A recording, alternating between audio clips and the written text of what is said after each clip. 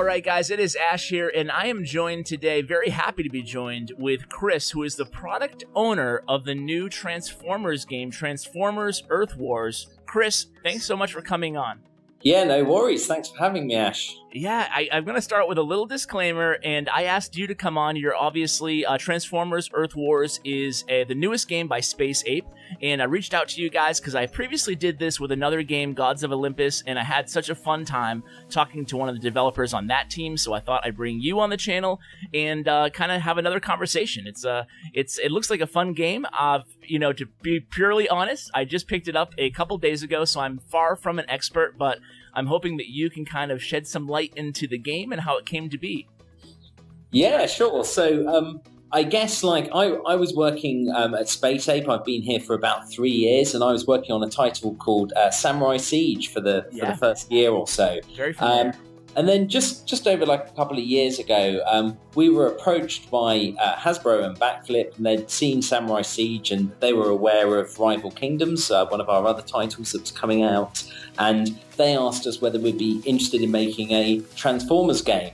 And so when I first got wind of this, I was really, really excited because I've always been a long-term Transformers fan anyway. Nice. So I really jumped at the opportunity to make a Transformers game, and we started at that point talking about what we could do, what we could include, and started putting together some initial plans for what the game could be. Here we are today. Very cool. Why don't we rewind just a little bit and tell me a little bit about your history? Like, what's your gaming background and what led you to initially become a developer at Space Ape?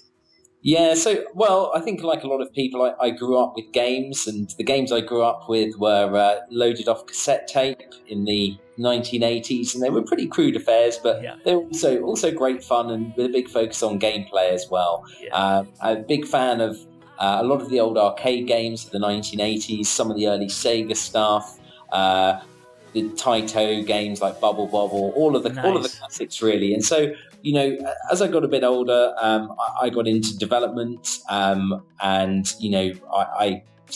kind of joined mobile, I suppose, in 2001, 2002, back when the phones were very crude black and white phones. And in some ways, the games we were making were technically quite similar to the ones I was playing back when I was a kid. So the mobile industry, obviously, since then has just come on leaps and bounds. And the launch of the App Store and the iPhone was a real step forward in terms of the games we could deliver, both in terms of quality and getting them into as many players' hands as possible. So within the last 15 years, really, I've gone from working with crude two-color games with bleepy sound to games that are almost at console quality with really fantastic, talented teams working to deliver the products you see. So a big transformation in the last 15 years. Yeah, no pun intended, right? You started out with Snake and then moved to Transformers Earth Wars. So I'd say it's a pretty good leap there.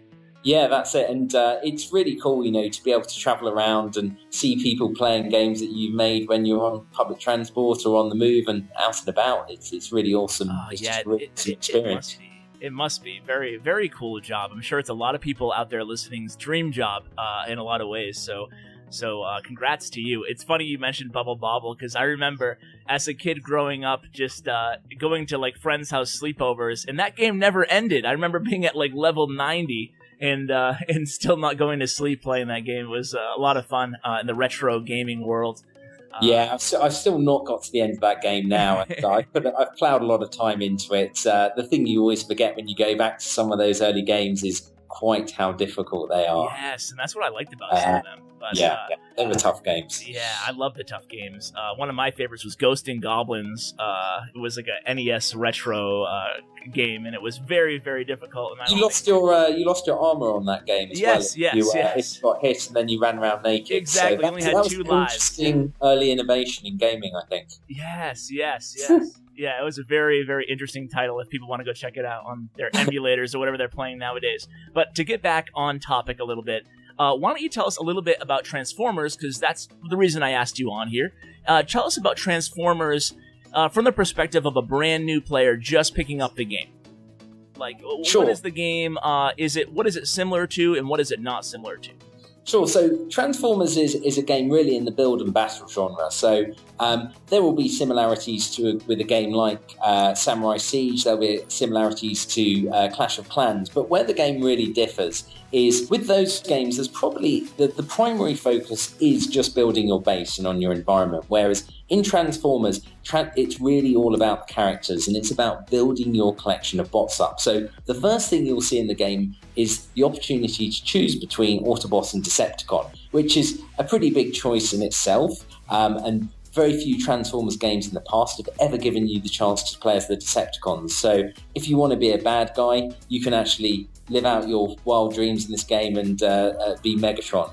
From that point onwards, really, you're building up your team of Transformers. And what we really wanted to do with this game, beyond any other Transformer game, was really make sure that we got the characters spot on. So Transformers has got a fantastic history stretching back to 1984, and that sort of encompasses loads of comic books. It encompasses the original cartoon, the animated movie, and then through to its more modern guises today. And we wanted to make sure that when we introduced a character in this game, that people who are long-standing Transformers fans really recognise the character and recognise their behaviour, not only from storyline perspective, but also from a playability angle as well. So, for example, if you unlock someone like Ratchet, who's a medic, his function in the game would be to heal the other characters. Similarly, a character like Optimus Prime, the leader, he should inspire the other characters and be able to direct them in battle. And we wanted those gameplay changes to be consistent across every character we introduced. And,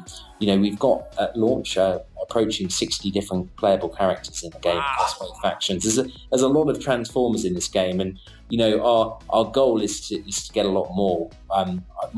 My personal goal, I guess, is to have the Transformers game with the most Transformers characters in it. So we're aiming, you know, lots of cool expansions in the future to the number of characters in the game.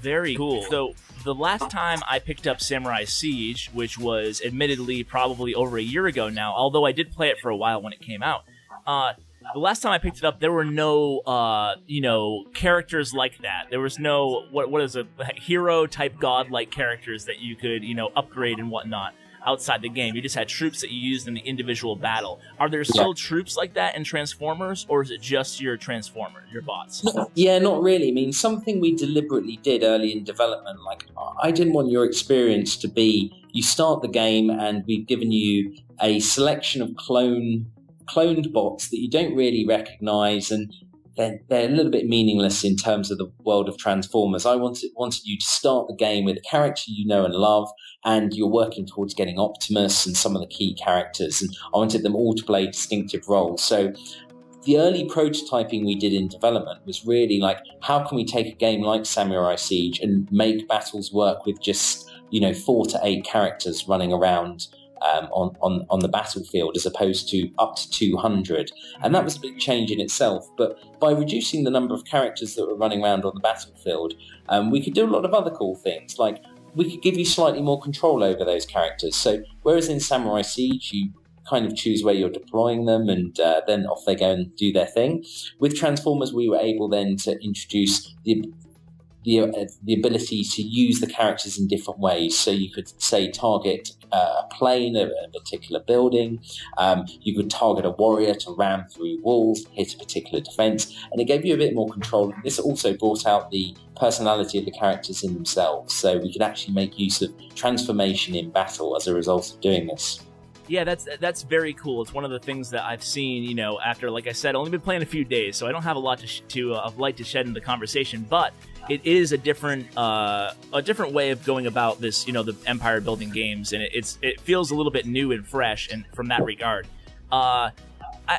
What about someone like me? I'm probably one of the only people on Earth, so there might not be a lot of others out there, but for whatever reason, back in 84 to 87, when the first cartoon was on, I guess I was more of a He-Man and Thundercats guy, so I don't have a lot of Transformers knowledge. Am I going to be at a disadvantage picking up the game, or will I catch on pretty fast? You'll catch on fast. I mean, we've made a lot of nods to things within the Transformer universe within the game. So if you are a long-standing fan, you'll see things. But if you don't know much about Transformers, if maybe the only thing you've seen is one of the more recent Michael Bay films, for example, you'll easily be able to pick up and play this game and also learn something about the characters in the process. We've tried to take what was fun. So, for example, some of the spirit of the G1 cartoons from the 80s, the humour, but bring it to date. Like, this is ultimately, it's not a retro product. It's not, you're not going to play it and feel like, this is a game that came out 30 years ago. The cars are all modern and it feels fresh. The graphics are all up to date. And really, this is like Transformers for a modern audience with a nod to its history, as it were. So, yeah. But if you were a child of the 80s and you enjoyed Thundercats and all the other cartoons around at the time, then yeah, you'll definitely enjoy this game. But yeah, I wouldn't say you need a big knowledge of Transformers to play it, but it might help you, I guess, pick between Autobots and Decepticons if you already have a preference as to what your favourite characters are. Yeah, do you have a preference? Or yes. do you think one might be stronger right now that you can give people a little tip? Well, we're doing. It's an interesting point. We're doing a lot to make sure that the Autobots and Decepticons are equally balanced. So there is no negative. There is no real negative choice that you can make. However, I would say, like, in terms of Transformers itself, Autobots have way more characters than the Decepticons within the universe, but not the game. And this is largely a result of, ultimately kids prefer buying good guys rather than bad guys when it comes to toys. So Transformers has always reflected that. But I think the Decepticons, despite not having as many characters, have the coolest characters. They've got some really distinctive looking bots, like examples being, you've got a character like Shockwave, who's kind of like, looks like a purple Cyclops style robot. You've got Bludgeon, who transforms into a samurai and then he's a tank. You've got some of the real personalities like Starscream, who's always trying to plot against Megatron. You've got Soundwave, who's sort of like got his very distinctive voice and the ability to so kind of eject tapes, basically, as they were back in the day. They're discs now in the current iteration of Transformers to help him in battle. And we've replicated a lot of that in the game as well. Very, very cool. It sounds pretty cool. It sounds pretty involved. Do you have a favorite? Character? I always say Bludgeon was one of my favourites, mainly because I worked on Samurai Siege before, so there's a nice link between the two games there. But I think in terms of sort of, back when I was a kid, Optimus Prime was obviously the guy I really rooted for, because he was the good guy, and I was devastated in the original Transformers movie where he died. Spoiler, but yeah. Oh no! Past 30 years, yeah. It's he was the guy I liked back in the day, but yeah. Very cool. Well, you mentioned a little bit about Samurai Siege. Obviously, that's where your history with Space Ape originated.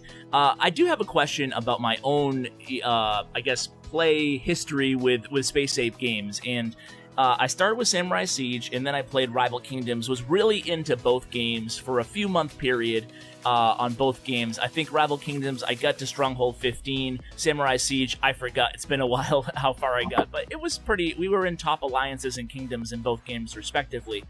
I guess my question to you is, part of the reason that I left both games is because I really did feel like the events there were a little bit overwhelming in terms of, especially with Rival Kingdoms, I kind of dipped out of Samurai Siege at the beginning of the event cycle when it was being brought to the game. But especially Rival Kingdoms, to me, it felt like every single weekend or every other weekend, there were, these hardcore events where I had to get 100 or 200 attacks in hopes of winning a prize that would benefit me going forward in the game.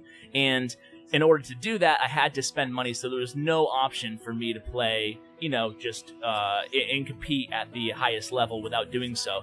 Do you have any lessons or even just feedback that you picked up from the other two games in regards to events that you're bringing to Transformers?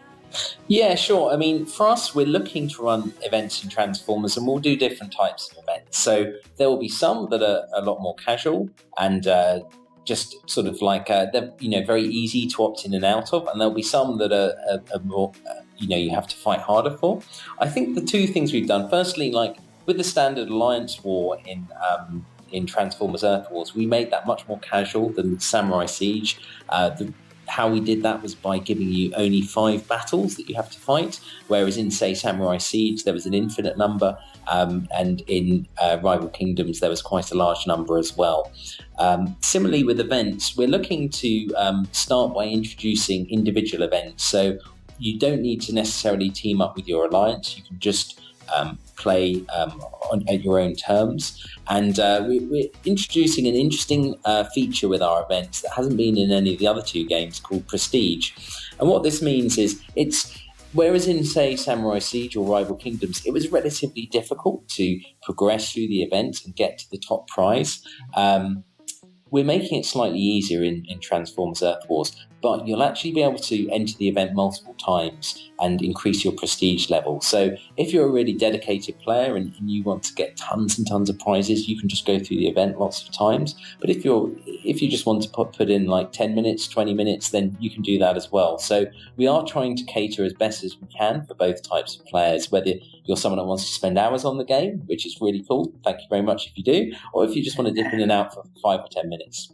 Okay, yeah, that sounds like a pretty happy medium because, again, I just can't stress enough. That was, for me, I love the concept of both of the other games, but it was just and it wasn't, I consider myself a very competitive player. It was just, I guess, I don't know, I guess it wasn't even so much the grind, but just the fact that it was, like I said, an advantage that you would take throughout the entire history of the game. If you didn't compete, you'd kind of miss out on it, A, and B, the fact that, there was no other way than just grinding out, hundreds of attacks, and in order to do so, obviously, you had to spend money. So it just felt like, to me, a little bit too much of too much stress put on those one events. Now, I do like the idea of making the re-opt-in idea. That way people can still get a reward, it sounds like, just by entering in one time for, 15, 20 minutes, or even a few times, but they don't necessarily have to grind out all day long on the weekends or whatever. Yeah, I think we're still planning a lot of our events with Transformers Earth Wars, and they're coming soon.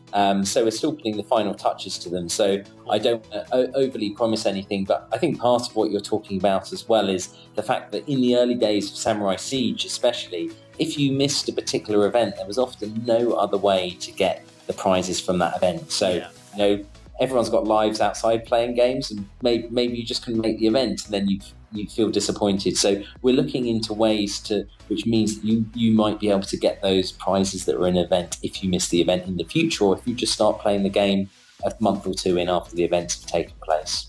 Excellent. Well, looking forward to seeing what those events do hold in the game, because I do like events as a general concept. I just think that a little bit refining maybe for the entire audience would be great. But moving on, before I let you go, could you just maybe give some beginner tips? Because I imagine most people who are listening to this video or watching this video are probably picking up the game for the first time. So how about some beginner tips for people? Like, what should they focus on right off the bat, and what would you advise them to do as far as after they picked their faction?